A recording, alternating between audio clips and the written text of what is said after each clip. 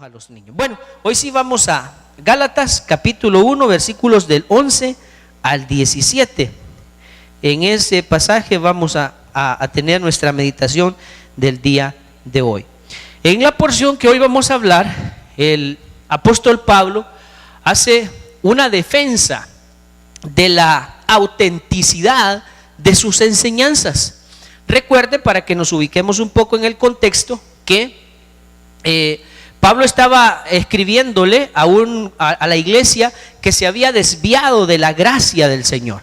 Ellos habían dejado de lado la doctrina de la justificación por fe y se habían vuelto nuevamente a los rudimentos del judaísmo. Entonces Pablo, indignado, en el mensaje de la semana pasada hablábamos de eso, del asombro, de la consternación de Pablo ante tal situación, al darse cuenta que aquellas personas gentiles, por cierto, a los que él les había anunciado el evangelio de la gracia, ahora habían dejado la gracia y se habían vuelto a las obras. Entonces Pablo dice: ¿cómo es posible que haya venido alguien y les haya traído una doctrina diferente y ustedes la hayan creído? Esa era la situación que estaba pasando los hermanos en Galacia, y por eso Pablo les escribe. Ahora, ante esta situación que parece que los creyentes de Galacia habían desechado sus enseñanzas, Pablo va a justificar, Pablo va a defender su doctrina, la doctrina que él les compartió, diciéndoles: mi enseñanza no es de hombres, no la recibí de hombres, sino que la recibí de Dios. Y lo va a presentar con pruebas. Vamos a ver Gálatas capítulo 1 versículos del 11 hasta el 17, y dice así: mas os hago saber, hermanos, porque le está hablando a los cristianos, que el evangelio anunciado por mí no es según hombre. Este no me lo inventé yo, dice Pablo. No fue que me detuve a pensar y a ver qué me invento. No, él dice: pues yo ni lo recibí ni lo aprendí de hombre alguno, sino por revelación de Jesucristo. Por eso el mensaje se titula: el evangelio por revelación de Jesucristo. Porque ya habéis oído acerca de mi conducta en otro tiempo en el judaísmo, que perseguía sobremanera a la iglesia de Dios y la asolaba. Y en el judaísmo aventajaba a muchos de mis contemporáneos en mi nación, siendo mucho más celoso de las tradiciones de mis padres. Pero cuando agradó a Dios, que me apartó desde el vientre de mi madre y me llamó por su gracia, revelar a su Hijo en mí, para que yo le predicase entre los gentiles. No consulté enseguida con carne y sangre, ni subí a Jerusalén a los que eran apóstoles antes que yo, sino que fui a Arabia y volví de nuevo a Damasco. Hasta ahí leemos y oramos. Señor, en el nombre de Jesucristo, esta noche al abrir las Escrituras y meditar en ellas, queremos pedirte una vez más la dirección de tu Espíritu. Revélanos tu voluntad, muéstranos la verdad, ayúdanos a permanecer, mi Dios, en tu palabra, ayúdanos a entenderla. Si es que no tenemos, Señor, nosotros la capacidad de entenderla, que tu Espíritu nos revele la verdad, Señor. Quita de nuestras mentes y corazones todas aquellas cosas que no sean gratas delante de ti. Esos pensamientos extraños que desvían nuestra mente y nuestro pensamiento, lo que nos perturba, apártalo, hazlo a un lado. Toma control y cautiva nuestros pensamientos, Señor. Instrúyenos, corrige, redarguye, Señor. Edifica tu iglesia. Ayúdanos a crecer y madurar, mi Dios, a no quedarnos como niños fluctuantes.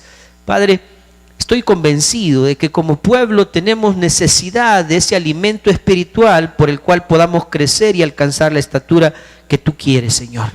Ayúdanos a entenderlo, a ser conscientes de esto y a hacer lo que tenemos que hacer para mejorar y crecer cada día. Habla a tu iglesia, Señor. Tenemos hambre y sed de ti.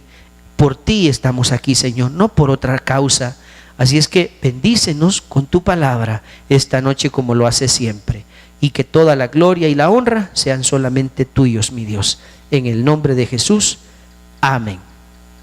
Bueno, con lo que Pablo comienza es justamente hablando, en esta porción que vamos a meditar, es justamente hablando de la justificación, del por qué su mensaje, ellos tendrían que creer su mensaje y haber permanecido en él, en lugar de volverse a los rudimentos, a las tradiciones de los judíos.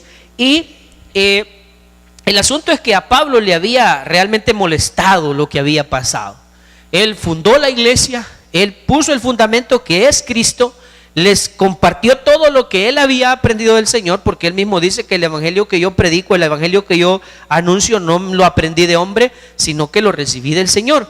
Entonces, todas esas doctrinas, porque eso es enseñanza, la doctrina del evangelio, del reino, Pablo se las había transmitido. Y de repente ellos simplemente las hicieron de lado. Llegaron unos judíos, les dijeron: ustedes se tienen que circuncidar, ustedes tienen que abstenerse de ciertos alimentos, ustedes tienen que guardar ciertos días, y una serie de normas que ya hemos hablado en la carta a los romanos, que ellos les vinieron a imponer a los hermanos. Y ellos no dijeron nada y las aceptaron. Y se volvieron de nuevo a ese régimen de vida religiosa, llena de rituales, llena de dogmas, llena de costumbres, de lo cual Pablo da testimonio que a él Dios lo rescató de ahí. Él dice: yo era entre mis compatriotas, como lo dice en el versículo 14 de la porción que estamos leyendo, dice: en el judaísmo, o sea, la religión de donde a él Dios lo sacó también, aventajaba a muchos de mis contemporáneos. Dice: yo era mejor que ellos. Si hablamos de prácticas, si hablamos de tradiciones de judíos, yo era mejor que ellos. Era más celoso, era más riguroso en el guardar esos mandamientos, pero de ahí me rescató el Señor. Entonces ahora Pablo está tratando de convencerlos, se puede decir, a los hermanos en Galacia de que el mensaje que él les anunció, que el Cristo que él les predicó, que la doctrina que él les transmitió no era de hombres, sino de Dios. ¿Qué es lo que está diciéndoles? Ustedes no me han abandonado a mí, o sea, ustedes no han dejado mi ideología, les está diciendo Pablo. Ustedes, a quien realmente han rechazado es la doctrina que viene de Dios. Por eso dice: mas os hago saber, hermanos, que el evangelio anunciado por mí no es según hombre, pues yo no lo recibí ni lo aprendí de hombre, sino por revelación de Jesucristo. Y algo que también vale la pena resaltar es que Pablo les está diciendo a los hermanos en Galacia algo que ellos ya saben. Por eso os hago saber. Eso que Pablo les está diciendo, ellos lo sabían. El problema no era que no conocieran esto, sino que el problema es que aún conociendo la verdad, ellos se habían apartado y estaban haciendo cosas que no eran agradables a Dios. Y aquí nosotros podemos aplicarnos esto también perfectamente en nuestro tiempo. ¿Qué pasa con muchos cristianos? Que no es por ignorancia que no hacemos las cosas, o que hacemos cosas que no debemos. No es por desconocimiento, más bien es por negligencia espiritual. Más bien dijéramos que en cierto sentido es rebeldía. Dígame usted, ¿quién de los que están aquí no sabe que Dios nos pide, nos demanda que le sirvamos con alegría? ¿Quién no lo sabe? ¿Verdad que todos lo sabemos, que Dios espera y demanda que le sirvamos con alegría? Entonces, si usted no le sirve a Dios, no es por ignorancia, es por negligencia. ¿Me está entendiendo? Y así podríamos citar cantidad de ejemplos. Dígame, ¿quién no sabe que Dios dice en su palabra que Él quiere que le honremos con nuestros bienes? ¿Quién no sabe? Para no hablar de los diezmos, solo de los diezmos, porque Dios dice: honra a Jehová con tus bienes y con las primicias de todos tus frutos. ¿Quién no lo sabe? Todos lo sabemos, pero no todos lo hacemos. ¿Por qué? Por negligencia espiritual, por flojera espiritual, llámelo como quiera. Entonces el problema, igual que los hermanos en Galacia, no era el desconocimiento. Ellos sabían la verdad. Pablo les había enseñado el evangelio. Por eso les dice: si aún yo o un ángel si aún nosotros o un ángel viene y les revela un evangelio diferente al que ya les hemos anunciado, ese sea maldito de Dios. Dice en el pasaje que estudiamos la semana pasada: no eran ignorantes, eran negligentes. Y eso es tristemente lo que lleva a muchos cristianos a quedar en una posición, ¿cómo digo? No es incómoda, sino una posición complicada delante de Dios. Porque la Biblia dice que el que sabe hacer lo bueno y no lo hace, ¿qué pasa? Le es pecado. ¿Cuántos de nosotros sabemos lo que Dios quiere de nosotros y no lo estamos haciendo? ¿Y qué podemos esperar de Dios? Y así venimos a exigirle, porque yo el otro día estaba escuchando, más bien viendo un predicador en televisión que dice: usted exíjale, si usted es de que usted es un hijo de Dios, usted tiene derecho a exigirle a Dios. O sea que yo tengo derecho a exigirle a Dios que haga todo lo que yo quiero, pero Él no me puede exigir a mí que yo cumpla con mi parte del pacto. De eso hablábamos este sábado que pasó con los hermanos de la Escuela de la Vida Abundante, que nosotros desde el día en que el Señor nos llamó, desde el momento en que Él nos hizo nacer de nuevo, usted y yo entramos en un pacto con Dios. Y ese pacto incluye no solo derechos o privilegios o beneficios para nosotros. Desde luego que Dios nos hace salvos por su gracia, pero todo lo demás, la prosperidad, la protección, la bendición y todo lo que usted le quiera agregar, el bienestar, la paz, la tranquilidad, todo lo que nosotros anhelamos en la vida es resultado de nuestra obediencia. Es resultado de nuestra fidelidad hacia Él. O sea, Dios no tiene el deber de bendecirlo y prosperarlo si usted es una persona que le está robando a Él. Ni tampoco tiene Dios el deber de cuidar de usted si usted es alguien que no pone atención a su voz. Lo decíamos con los hermanos, y un ejemplo práctico está en el Proverbio 1. Desde el versículo 26 hasta el 33, usted encuentra ahí que Dios dice: como ustedes no quisieron mi consejo, como nadie escuchó mi voz, yo llamé y nadie me hizo caso, entonces yo me reiré cuando les venga lo que ustedes temen. Cuando venga la destrucción repentina, yo no les oiré, me burlaré, dice el Señor. Y al final termina diciendo: mas el que me oyere, dice, habitará confiadamente y vivirá tranquilo sin temor del mal. La condición o el pacto es: si yo escucho a la voz de Dios, Dios va a cuidar de mí y se va a asegurar de que yo viva tranquilo y sin temor del mal. Pero no significa que a mí me va a importar poco lo que Dios diga y yo voy a estar diciendo: Señor, ¿y a dónde está la paz y la seguridad de la que tú hablabas? Y Dios le va a decir: ¿de dónde está tu obediencia? Todo lo que nosotros anhelamos, excepto la salvación, porque esa Él nos la dio como un regalo por su gracia y fue una elección divina. Fuera de eso, todo lo demás es parte de un pacto. Si yo no cumplo mi parte, Dios no tiene por qué hacer lo que Él ha dicho que va a hacer. Desde luego, Él dice: de cierto te bendeciré, sí, si eres obediente, si honras a Dios con tus bienes. Dios dice que te va a proteger, por supuesto, siempre que yo esté, como dice, el que habita al abrigo del Altísimo. Pero hay unos que habitan en el mundo y ahí quieren que la sombra del Altísimo los cobije. ¿Me doy a entender, hermanos? El problema nuestro no es que ignoremos las cosas. El problema nuestro es que somos negligentes en cumplir.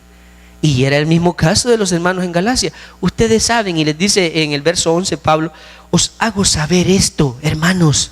Si ustedes lo saben, no se hagan los que no conocen, esto lo saben. Lo que pasa es que no les importa. Pero yo les recuerdo, en este caso Pablo, que nosotros tenemos el deber de obedecer lo más que podamos la voluntad de Dios. Y dice Pablo: bueno, ustedes no me están rechazando a mí, porque el evangelio que yo les vengo a anunciar no lo aprendí de hombre, ni lo recibí por hombres, sino de parte de Dios. Y aquí yo le hago la pregunta a usted. Gloria a Dios porque usted está aquí. Usted me va a responder: no, hermano, yo aquí estoy, me va a decir. Pero ¿qué de aquellas personas que en algún momento hicieron lo que nosotros llamamos una profesión de fe? Una profesión de fe no necesariamente es una conversión. Por eso yo hago diferenciación entre los dos términos. Una conversión es cuando una persona se convierte a Dios. Convertirse a Dios es: antes era una persona, ahora soy otra persona y permanezco siendo una nueva criatura. La Biblia dice que si en alguno está en Cristo, ¿qué dice? Nueva criatura. Eso es una conversión. Pero una profesión de fe es cuando alguien, por diferentes circunstancias, porque puede ser así, problemas, temor, confusión, muchas circunstancias pueden impulsar a alguien a visitar un templo en una iglesia, buscando paz, sanidad, seguridad, prosperidad, etcétera, muchas razones. Viene y cree que si repite una oración, porque en la iglesia dice: mire, acepte a Cristo, si hace la oración, entonces ya todo se va a arreglar. Y repiten una oración, pero sus vidas nunca llegan a experimentar un cambio. Hasta hay un corito por ahí bien bonito que cantan a veces en los bautismos que dice: hubo un cambio cuando de nuevo nací. ¿Alguien se recuerda? No, ¿verdad? No se acuerda. Muy viejito ese corito. El asunto es que cuando una persona nace de nuevo, hay cambios. Y si no hay cambios, entonces podemos decir que esa persona no nació de nuevo. Solo hizo una profesión de fe. Profesó algo que realmente no creía en su corazón, ¿verdad? No nos corresponde a nosotros juzgar. El asunto es que cómo es que hay personas que profesan conocer a Dios, pero su vida dice otra cosa. No buscan a Dios, no honran a Dios, no adoran a Dios, no le sirven a Dios, no lo buscan de ninguna manera, no leen la palabra, no oran, no hay comunión con Dios, pero dicen que creen en Dios. Pero entonces cree más el diablo que ellos, porque al menos el diablo es obediente. ¿O no es obediente el diablo? No, yo le pregunto, ¿es o no es obediente el diablo a Dios? Es obediente, hermanos. El diablo, hay ejemplos en la Biblia de demonios que se presentaban delante de Jesús y el Señor le dice, sal de él. ¿Y qué hacía el demonio? Se resistía el demonio. Hacía exactamente lo que Jesús les ordenaba. En el libro de Job vemos otro ejemplo, que el diablo, aunque él hubiese querido destruir a Job, matarlo y hacerle mucho más, solamente hacía lo que Dios le permitía hacer. Y lo dice literalmente ahí, ¿verdad? Que el diablo quería hacer más, pero Dios lo tenía cercado, dice. Así le dijo el diablo a Satanás, a Dios: ¿cómo voy a hacerle algo si tú lo has cercado a él? No le puedo hacer nada, porque el diablo teme a Dios. Si el diablo respeta a Dios, obedece a Dios, eso no significa que se va a salvar, porque ya él está condenado. Ahora, hay gente que dice conocer a Dios y no le obedece, no le teme. Si yo soy Dios, ¿dónde está mi honra? Si soy Señor, ¿dónde está mi temor? Y entonces es la pregunta: ¿y en quién han creído? Pues si dicen hacer una profesión de fe, ¿en quién han puesto su fe? ¿Qué doctrina es la que ustedes han creído? ¿En qué han creído? Y yo le hago a usted la siguiente afirmación. Cuando usted viene a la iglesia, hablo de esta congregación, usted no va a ver que nosotros sacamos aquí otro librito y le decimos: mire, aquí está el libro que el hermano Nelson Iraeta, inspirado por Dios, nos dijo que tenemos que hacer. Así que, y empezamos nosotros a decirle, ¿verdad? O que fuese la doctrina del hermano Rafael, y la doctrina del hermano Manuel Montoya, y la doctrina del hermano, y entonces empezamos nosotros a hablarle de conceptos, ideas, de filosofías humanas, y como dice la Biblia, huecas sutilezas, según las tradiciones de los hombres y no según Cristo. Siempre que usted viene, nosotros le decimos: traiga su Biblia. ¿O no es cierto? Y estamos valorando ya no poner los pasajes ahí en la pantalla, porque algunos de ustedes están haciendo haraganes, ya no quieren traer su Biblia. No, no todos. Yo por eso les digo: traiga su Biblia. Sí, porque el problema es que ya hay algunos, me atrevo a decir, que ya ni en su casa la leen. Como ahí están esperando que le pasen ahí en el televisor, ¿verdad? Los textos. No, hermano, hay que tener contacto en la palabra de Dios. Yo le quiero recordar al menos 2 pasajes de la Escritura que hablan del beneficio que tiene meditar, no leer, meditar en la palabra. En Josué, capítulo 1, versículos 8 y 9, ¿qué dice? Nunca se apartará de tu boca este libro de la ley, sino que de día y de noche meditarás en él, para que guardes y hagas conforme lo que en él está escrito, porque entonces, cuando medito en ese libro, harás prosperar tu camino y todo te saldrá bien. Vaya, hay una garantía de Dios. Medita en lo que ahí dice y te va a ir bien. El Salmo 1 dice algo parecido. ¿Cómo dice? Bienaventurado el varón que no anduvo, dice, en consejo de malos, ni estuvo en camino de pecadores, ni en silla de escarnecedores se ha sentado, sino que en la ley de Jehová está su delicia, y en su ley medita de día y de noche. Y viene la promesa: será como árbol plantado junto a corrientes de aguas, que da su fruto a su tiempo y su hoja no cae, y todo lo que haga, dice, prosperará. 2 pasajes que nos afirman que si nosotros meditamos y ponemos atención a la palabra de Dios, nos irá bien. Entonces, mis hermanos, si no lo hacemos, ¿es por ignorancia o por negligencia? ¿Aló? Es negligencia. Ahora, que usted me diga es negligencia y no cambie, ¿sirve de algo? ¿Qué estamos haciendo? Si oímos lo que las reprensiones de Dios, si oímos el consejo de Dios y no hacemos nada para cambiarlo, eso es peligroso en el pueblo de Dios, fíjese. Llegar a ese nivel de enfriamiento en el que y de todas maneras, ¿y qué tiene pues? Y nos vamos acomodando. Y ahí es donde llegamos a lo que el libro de Apocalipsis menciona, que dice: has dejado tu primer amor. Recuerda, por tanto, dice en el capítulo 3, si no me equivoco. Recuerda, por tanto, dice, de dónde has caído. Y vuelve a hacer las primeras obras. O sea, vuelve a tu primer amor. Aquel tiempo en el que te deleitabas en Dios. Tomabas tu Biblia y la leías y orabas y disfrutabas de cantar alabanza. Ese momento, ese tiempo, dice Dios, vuelve a tu primer amor. Porque hay algunos que poco a poco, como la rana en aquella olla, se van enfriando y se van muriendo espiritualmente. ¿Se recuerda de la rana en la olla, verdad? ¿Se acuerda? ¿Sí? Que espiritualmente nos pasa a algunos como la rana, que hicieron un experimento para ver si qué pasaba con una rana, para cocinar una rana, una receta para cocinar una rana.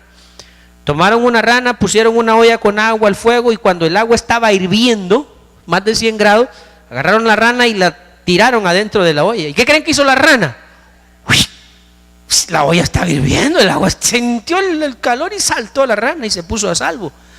Pero luego pusieron la rana en una olla con agua al tiempo, metieron la rana y la pusieron en el fuego y pusieron en el fuego, ¿verdad? Y el agua se fue calentando poco a poco y la rana ahí se quedó, no se dio cuenta, y cuando vino a sentir era sopa de rana, poquito a poquito hasta que se murió. Así hay cristianos que poquito a poquito se van y el diablo los tiene a fuego lento y ahí se van muriendo y se van muriendo. Antes venían 2, 3 veces por semana, hoy vienen una. Y con pesar, antes traían Biblia, hoy ya tienen, no, y no, ahí ponen los textos en la pantalla pues. Antes venían cuando comenzaba el culto, hoy procuran venir ya cuando terminó la alabanza para no estar parados cantando, ya les pesa cantar de pie. Después ya cuando van los anuncios, ya vámonos, ¿verdad? Y ya se duermen en los mensajes. Así poquito a poquito el diablo los va cocinando. Pero si usted les pregunta, ¿y cómo andas espiritualmente? Con todos los poderes. Y son una desgracia espiritual.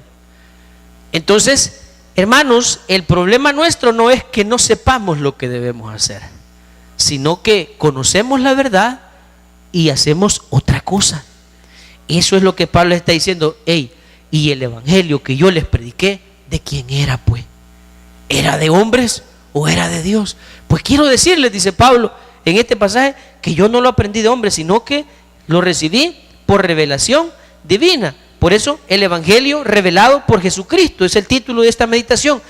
Y como una prueba, bueno, no una, sino como pruebas de la autenticidad y la divinidad del mensaje que él les está anunciando, les dice lo siguiente, versículo 13.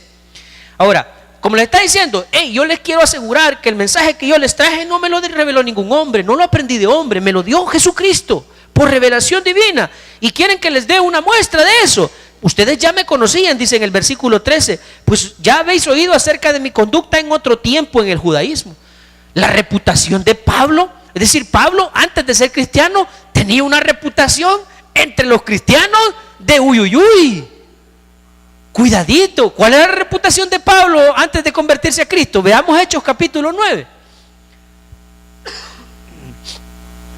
Hechos capítulo 9. Dice, versículo 1.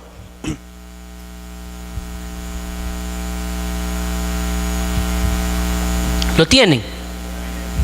Saulo dice, aquí todavía no se había convertido Pablo, su nombre era Saulo, respirando aún. ¿Qué era lo que respiraba?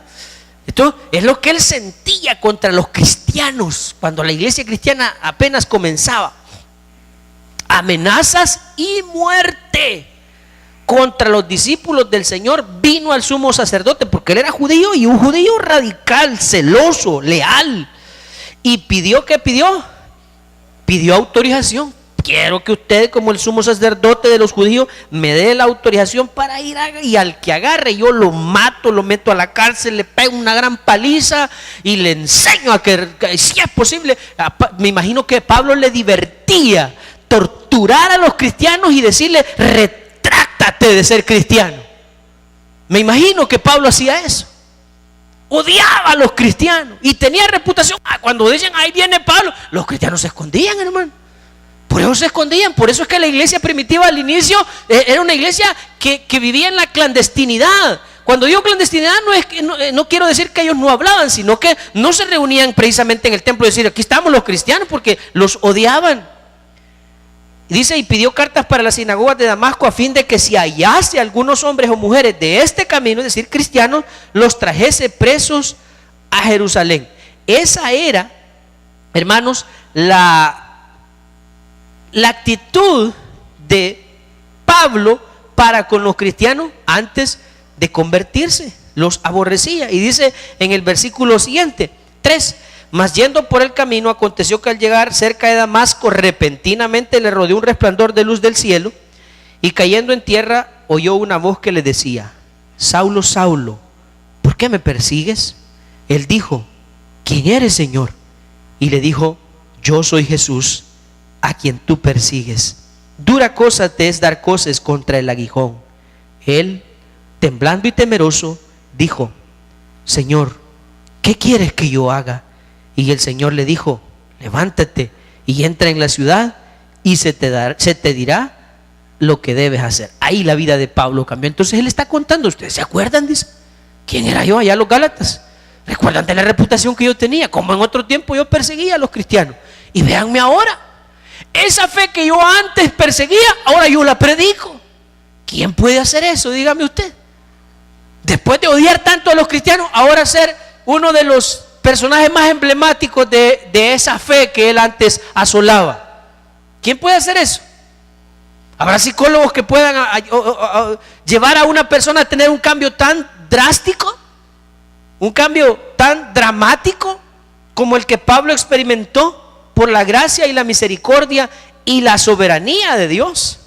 Porque en este pasaje que estamos leyendo, me encanta, está demostrada la soberanía de Dios, está demostrada la gracia de Dios, está demostrada la doctrina de la predestinación, está demostrada la doctrina de elección, está demostrada también el llamamiento eficaz de Dios en ese pasaje que estamos meditando, y ya se lo voy a ir mostrando poco a poco. Entonces Pablo dice: aquí está una evidencia. Recuerden quién era yo. Además de que era un judío celoso, era una persona que obedecía y cumplía la ley, y que estaba seguro que el judaísmo era la verdad. De repente mi vida cambió, y en lugar de perseguir a los cristianos, ahora soy uno de ellos. Y no solamente soy un cristiano, sino que soy un predicador. Y se volvió el misionero más sobresaliente de la iglesia primitiva, al punto que Pablo dio su vida por el evangelio de Cristo.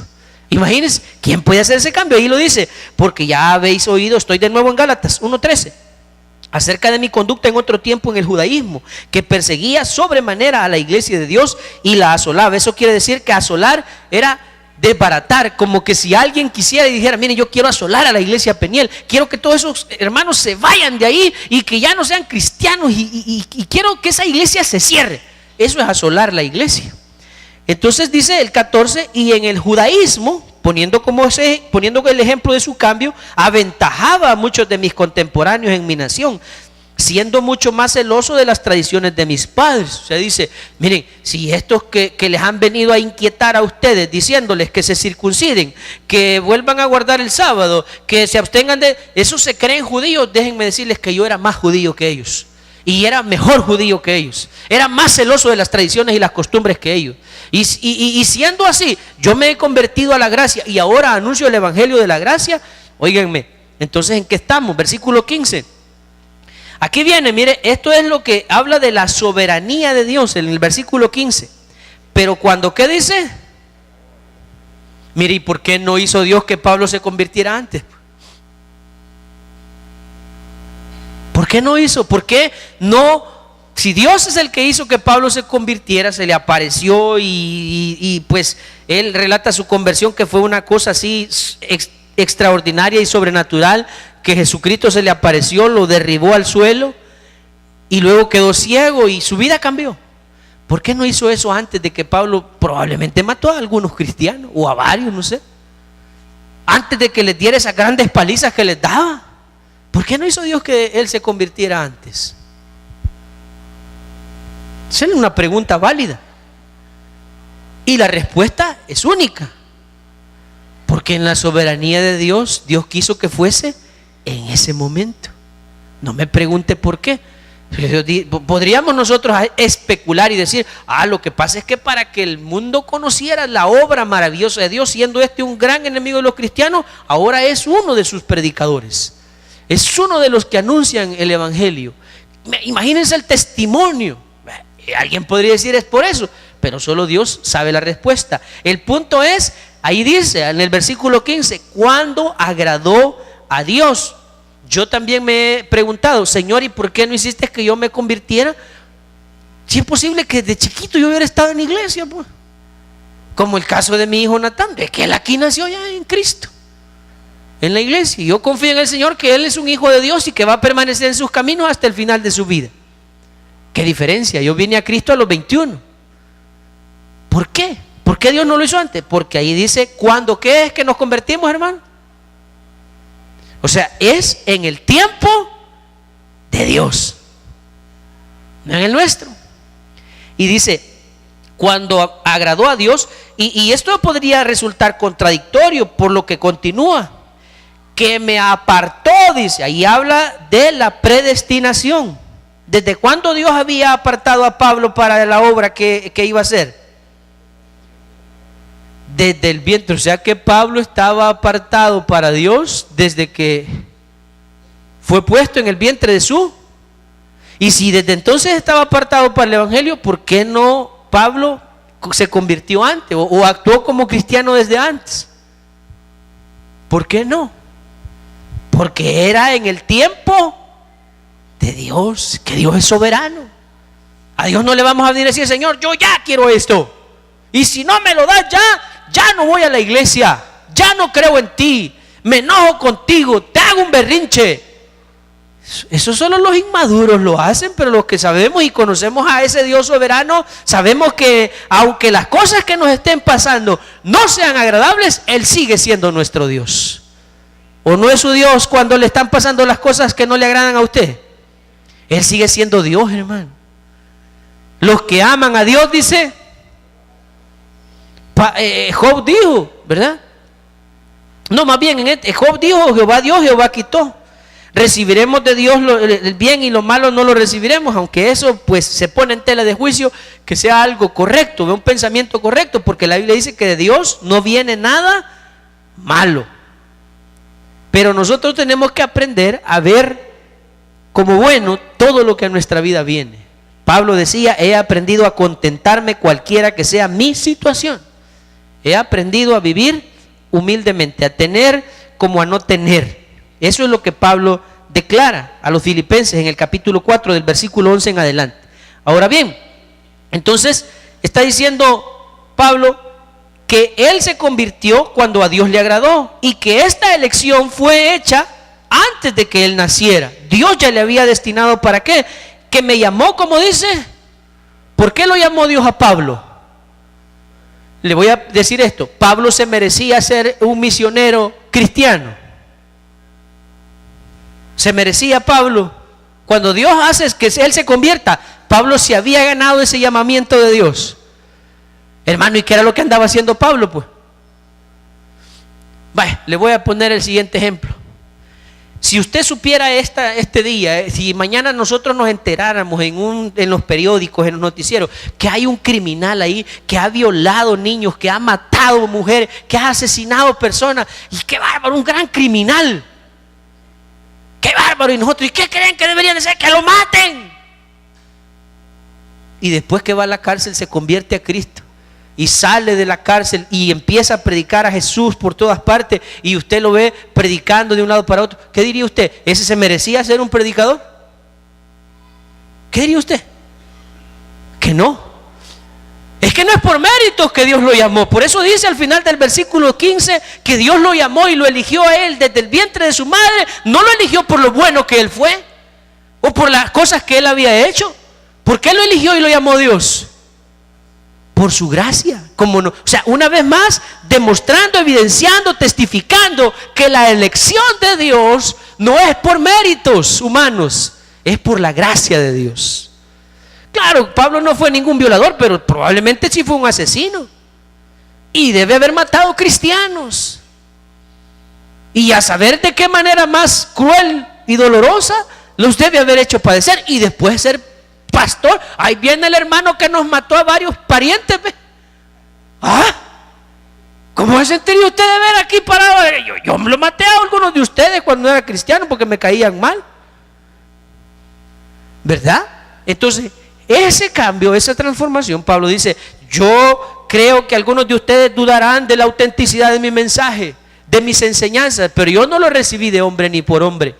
Yo lo recibí de Dios y como prueba de ello está mi cambio, mi transformación. Esto no es obra mía, es obra de Dios que me eligió desde el vientre de mi madre y me llamó cuando Él quiso. Versículo 16.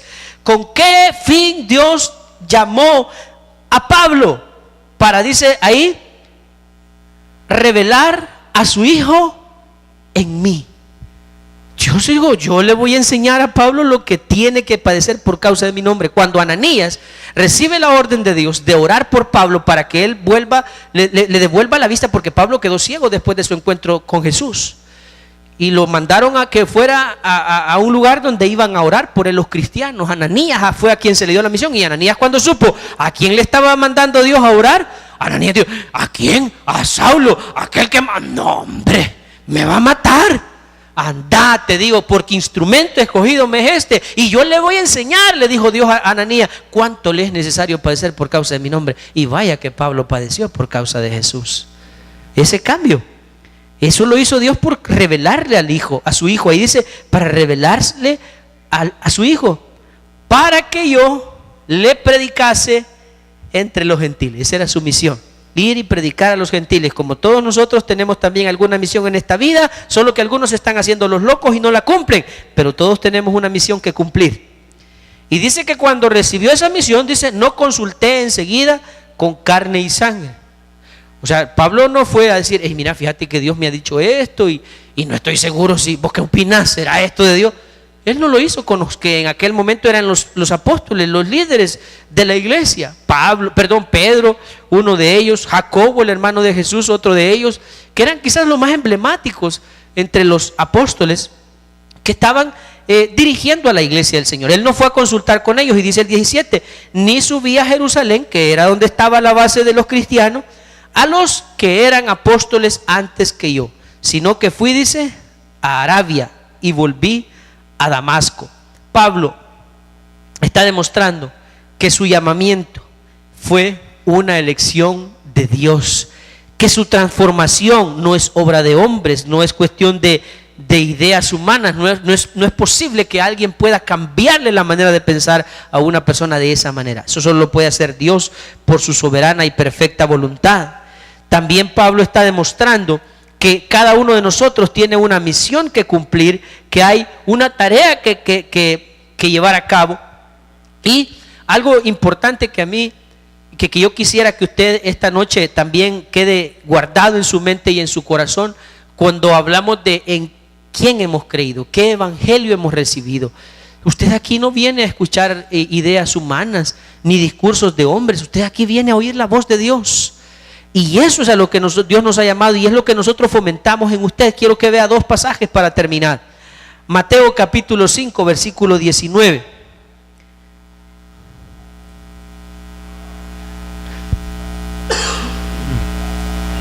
Dice Jesús, hablando acerca de cumplir la ley, de guardar sus mandamientos. Dice, de manera que cualquiera que quebrante uno de estos mandamientos muy pequeños, y así dice, enseña a los hombres, o sea, alguien que enseña a quebrantar los mandamientos, ¿verdad? Muy pequeño será llamado en el reino de los cielos. Mas cualquiera que los haga y los enseñe será llamado, ¿cómo dice? Grande en el reino de los cielos. Aquel que conociendo la verdad, enseña la verdad y la practica, dice Jesús, que será llamado grande en el reino de Dios, en su reino.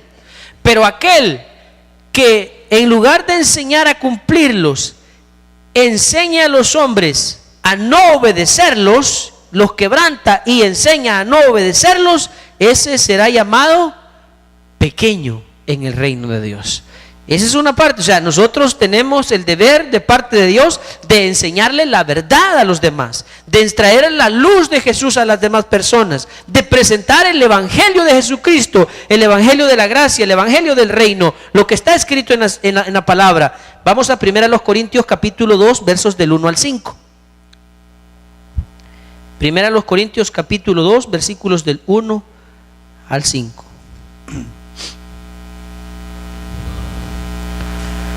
Hay mucho más que hablar, pero el tiempo no es suficiente.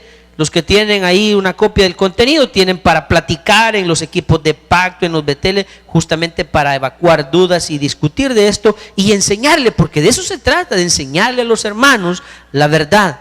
Dice 1 Corintios 2:1: así que, hermanos, cuando fui a vosotros para anunciaros el testimonio de Dios, no fui con excelencia de palabras o de sabiduría, pues me propuse no saber entre vosotros cosa alguna, sino a Jesucristo y a este crucificado.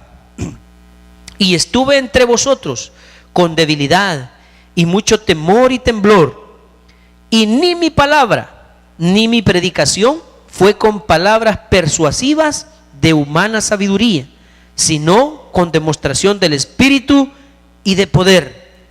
¿Para qué? Para que vuestra fe, oiga bien hermano, nuestra fe no esté fundada en la sabiduría de los hombres, sino en el poder de Dios.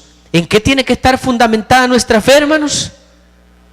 En el poder de Dios, no en la sabiduría humana. Y tristemente los gálatas se habían vuelto a las tradiciones de los hombres, a mandamientos de hombres, a eso se habían vuelto y habían dejado el fundamento que Pablo les había puesto, que era la fe en Jesucristo para salvación. Y por eso el mensaje de la carta a los Gálatas es: permaneced en la libertad con la que Cristo nos hizo libre, y no os volváis otra vez al yugo de la esclavitud. En este caso el yugo de la esclavitud era el judaísmo, volver a poner la confianza en que haciendo obras iban a alcanzar la salvación. Ese era el error de los Gálatas, y por eso es que debemos tener nosotros el cuidado de no dejarnos desviar, de no confundirnos, de no perder el rumbo en nuestra vida espiritual. Nosotros tenemos que poner nuestra fe en Cristo, amar a Dios, seguir a Dios, creer en Dios, permanecer en Dios hasta el final de nuestros días. Y entonces no solamente veremos la gloria de Dios, veremos la transformación en nuestra vida y en la de los que nos rodean. Pero hay que hacer algo, o sea, no nos podemos quedar dormidos y como la rana poco a poco ir muriendo, sino que tenemos que mantenernos despiertos. Hablábamos el domingo, Dios nos manda a velar espiritualmente, a estar despiertos. Si sabemos lo que tenemos que hacer, hagámoslo. De nada nos sirve el conocimiento si no lo llevamos a la práctica, porque entonces nos volvemos, como dice la carta de Santiago, los oidores olvidadizos, aquellos que oyen la palabra pero nunca la llevan a la práctica. Esas personas, dice la Escritura, que se engañan a sí mismos. No seamos nosotros unos de esos engañados. El evangelio que hemos recibido es el evangelio que viene de Dios. No nos lo hemos inventado aquí, no se lo inventó Pablo, no se lo inventaron los apóstoles. Fue revelación divina para que alcancemos salvación y bondad de Dios. Vamos a orar, mis hermanos. Señor, queremos darte gracias por tu palabra.